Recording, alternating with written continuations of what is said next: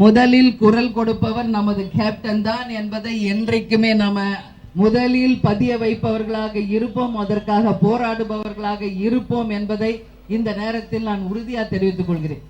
ஆனால் அவர்களை மாதிரி பஸ் எரிக்கிறது, லாரி எரிக்கிறது, நம்ம தமிழர்களை அடிக்கிறது, இது போல அநீதிகளை நாம செய்ய மாட்டோம். என்னைக்குமே அறவழியிலே தான் போராடுவோம். காவேரி என்பது இயற்கை அன்னை நமக்கு கொடுத்த மிகப்பெரிய வரப்பிரசாதம். இதை தடுக்கிறதுக்கு இங்க யாருக்கும் எந்த உரிமையுமே இல்லை.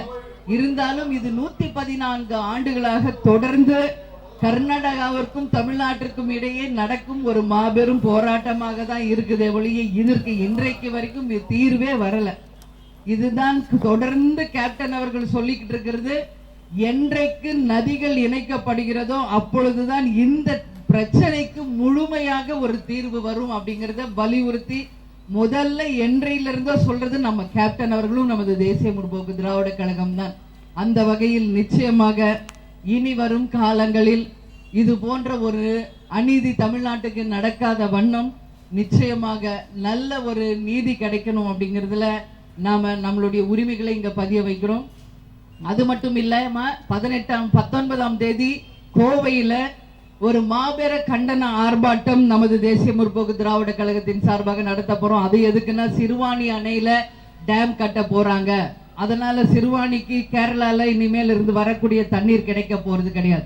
இது போல தமிழ்நாடு சுத்தி இருக்கிற அனைத்து பகுதிகளுமே இப்படி டேம் கட்டி வர்ற தண்ணிய தடுக்கிறதுனால தமிழ்நாட்டுக்கு கிடைக்க வேண்டிய உரிமையை நாம எல்லா பகுதியிலும் இழந்துகிட்டு இருக்கோம். அது குடி தண்ணீருக்காக இருக்கட்டும், விவசாயத்துக்காக இருக்கட்டும், எதற்குமே இன்னைக்கு ஆந்திரா, கர்நாடகா, தமிழ்நாடுக்கு கிடைக்க வேண்டிய தண்ணீரை கொடுக்க மாட்டேங்க. அதே போல கேரளாவிலும் நம்ம வஞ்சிக்கப்படுறோம்.